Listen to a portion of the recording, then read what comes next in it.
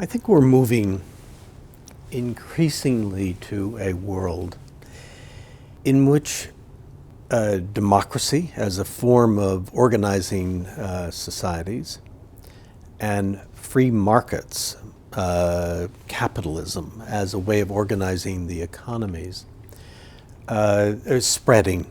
And so once you start to go that route of greater and greater political freedom and accountability of governments and greater openness of markets and economic activity, I think this kind of framing of the principle of free speech, free press that we see in the United States makes more and more sense. I think even if you do not subscribe to democracy and self-government as a form of organizing the society, many societies like that don't subscribe to that, are subscribing to an open economic marketplace. I think inevitably that leads you to a world in which there is greater accountability of governments to citizens, and in which citizens feel freer, economically wealthier, and therefore they want things, they want knowledge, they want information, they want a say in life. I think it changes people in directions that make free speech and free press more salient to them.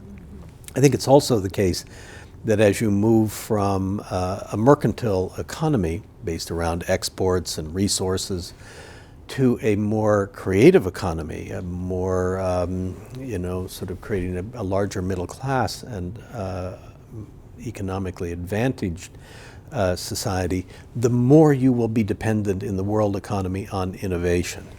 And the more you are dependent on innovation, the more you need freedom of mind, freedom of speech, freedom of exchange of ideas. So the forces that are shaping the world, democratization, so many places, but also open markets and capitalism pushes in this direction, I think. Mm-hmm. So Lee, we're talking about the forces that are pushing the globalization of progressive norms. What about what we are witnessing at the moment, which is something that we have mentioned earlier, the existence of forces that are acting in the opposite way? We are living through a very testing time for freedom of expression. So the opportunities that the globalization, the capitalist, the free market economy, the digital revolution have brought as somehow meeting an obstacle at the moment.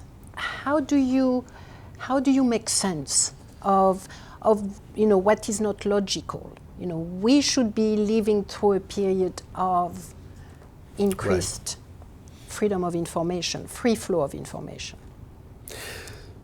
So I think one can say several things about this. I think you're absolutely right that at the very moment we have this greater need for openness and the ability to utilize that openness, we are having this reaction against it at various places around the world.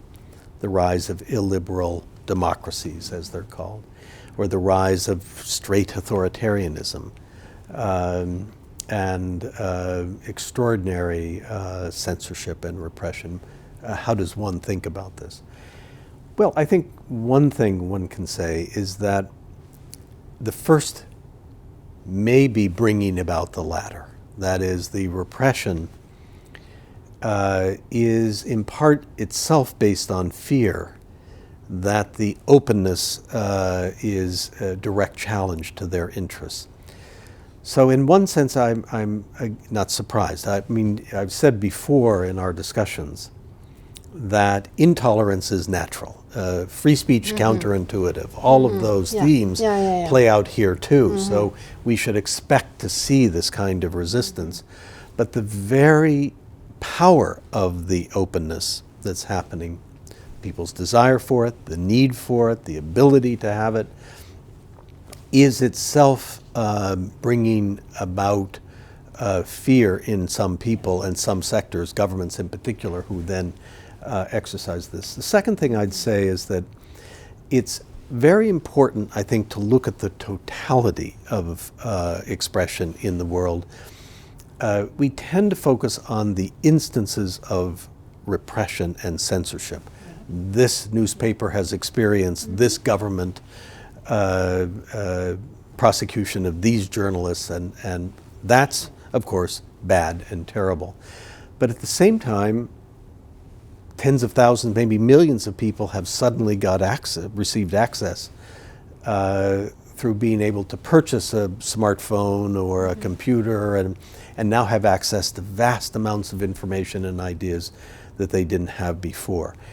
And young people engaging in social media as a form of dialogue and expression.